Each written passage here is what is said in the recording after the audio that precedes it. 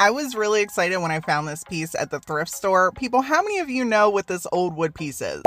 Some people would use this as a spot to put their little recipe box right on, and others, they would use it to put candles. We're gonna upcycle this joint so we have a more updated version to put some candles. This piece wasn't too dirty, so I just used a little bit of warm water in my spray bottle with a paper towel to give it a nice rub down. It's a good idea to clean whatever you're upcycling so you don't have any crusty bits stuck between your piece and whatever you're applying it onto. I mean, look at that. Do you really want that underneath your paint? This piece also had these weird foamy things on the back, which I'm assuming were to stop it from, you know, making scratches on the wall and even kind of give it a brace to pop out from the wall a little bit, but we're not going to be needing them, so off they came. Instead of me completely stripping down this piece since it's so small, or taking the sealer completely off, or sanding everything completely off to the bare wood, I decided to just give it a really light scuff sand. This is going to allow the paint or whatever medium I'm going to apply onto here just to stick that much better. And since I've used Waverly's chalk paint many times on scuff sand, I know that I'm gonna get a really nice result that I love. Please use whatever paint you feel works best for you. I am confident with this paint, so I decided to roll on with this one. Now, a little tip for you whenever you're covering over something, you might notice that after your first layer, you'll have paint strokes.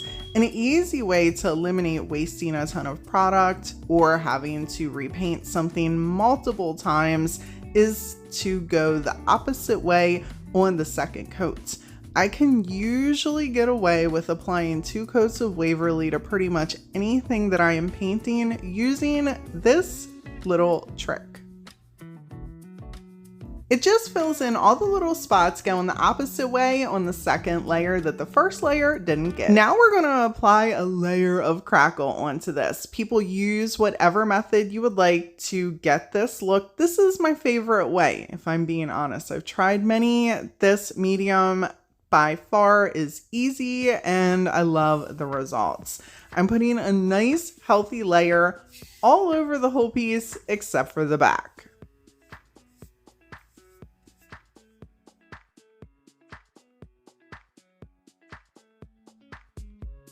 Make sure you let this stuff completely dry, my friends. You do not want to attempt to paint over this prior to that. It's going to look just like this, and honestly, it looks like a sealer, right? It looks pretty sealed, but it's not. We're going to need to apply some paint. For our top layer, I'm just going to be using some Waverly in the Snow White. If you have never worked with this stuff before, people, it is not forgiving, okay? It is a great idea to load up your paintbrush. Load it up with your paint, okay? And then just do long strokes. See how I'm starting at one end and pulling? And I say this because if you try to go back and forth, for whatever reason, it's going to pull the medium, and then it's just going to be a solid coverage. And that's going to kind of suck the purpose out of you putting the crackle. Now, if you want to have some solid sections, then by all means, go back over it. But we don't want to do that today, okay? We want these beautiful little baby cracks all over the place. And in some places, we even want big cracks. So to make that happen, we're going to take a heat gun. This beautiful heat gun was sent to me by a subscriber. Thank you so much. I never knew that heat guns leveled up, okay? Because I've went through a couple, and this sucker, by all means, it's got like settings and it gets hot. You can, anyhow, see how the cracks are getting way bigger the more heat you're applying to them. You can really control how crackly your pieces get as long as you use a heat gun. If you don't use a heat gun, you'll still have some nice cracks, but they won't be as dominant. If you're happy with it, seal it up, leave it alone. I however, am going to apply some dry rub-on transfers to the back for a little design. These transfers are part of my personal creative brand called TDS, which is an acronym for the DIY struggle. This transfer set includes 2 8x10 pieces and can be found at the DIYstruggle.com for anyone that's interested. Right here is the entire set. You even get directions and a little card to help you apply your transfer. I just cut the little design out that I wanted to apply onto our piece here, and people, please use whatever transfers you want. You do not have to use these in particular to get this idea to be remixed with your home decor with what style works for you. I just like to remind people that, hey, I have a little creative brand that you can find different things at the DIYstruggle.com. Check it out. Some of the designs might work for you, and if not, doesn't matter. Take my ideas and inspiration and remix it into things that will work for you at your home with your decor, or for gift ideas and all the things. You guys know where I'm going with this. Feel free to seal over your transfers if you do have these at home and you're looking for ideas, because I know so many of you do. Just make sure before you apply the transfers that everything's completely dry. You know what I'm saying? Make sure it's dry before you go trying to pop your transfers on here. Love how this piece turned out.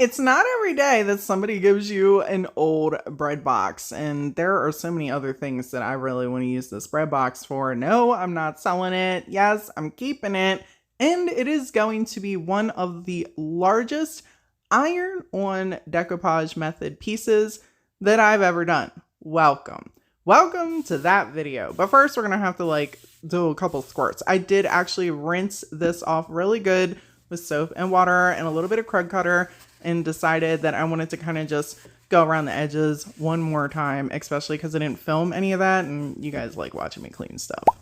For the decoupage portion, we're going a little steampunk today, people. This beautiful print is called Lonely Solomon, and it is a 17 by 23 inch piece of tissue paper. For anyone interested, it can be found at the DIYstruggle.com. It's part of my TDS creative brand decoupage paper line. And people, by all means, use whatever tissue paper, decoupage paper you would like. Take this idea and remix it with what works for you.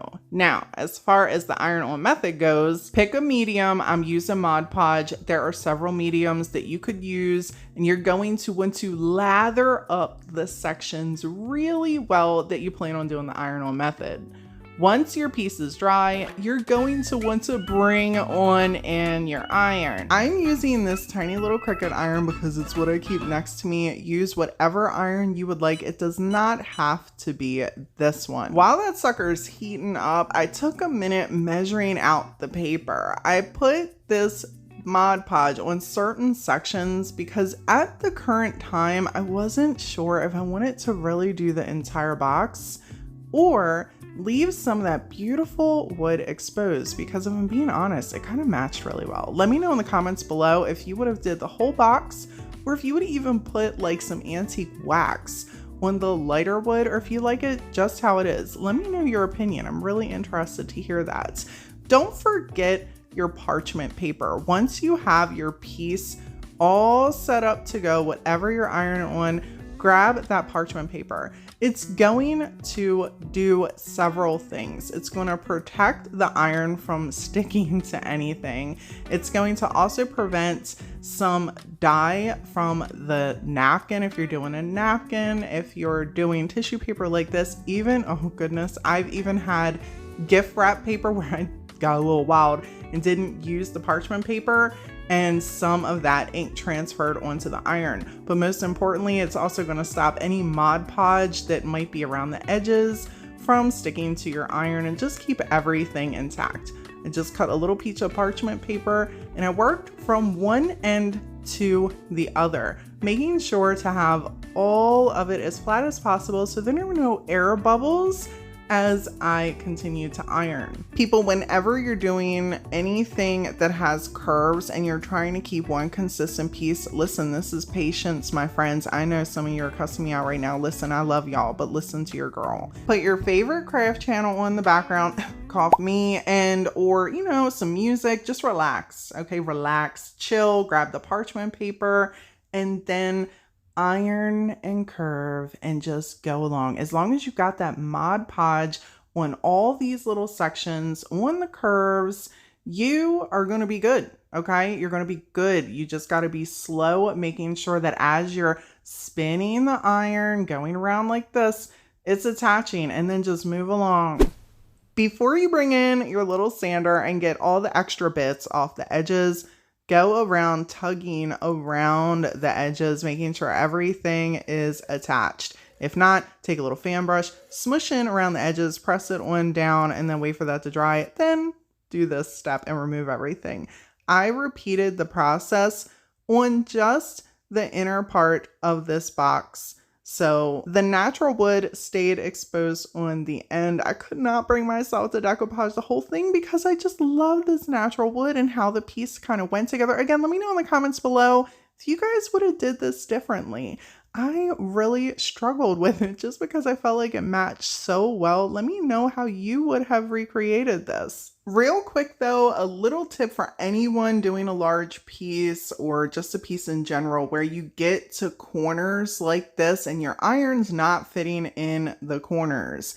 Get yourself a heat gun or a blow dryer and heat up those corners. And here I'm just using a little card that comes in my little transfer pack. You can use whatever, you know, little plastic bit you got and smoosh it in that corner. What you're doing is heating up the Mod Podge that's underneath of the decoupage paper. So where the iron could not reach, you're able to heat that up and then press, and it goes in that corner that you can't get to with the iron, connecting your paper on the very edge. Feel free to seal this with whatever sealer you feel works best for you. I'm gonna let this dry overnight and probably put a layer of Mod Podge right over the top of it.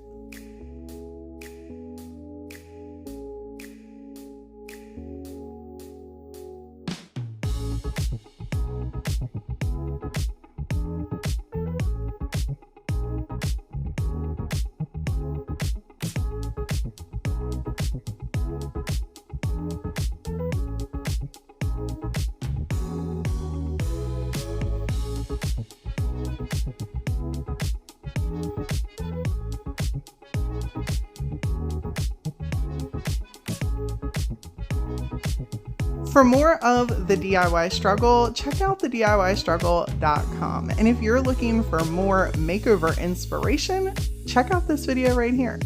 As always, people, thank you all so much for hanging out with me today. And until next time.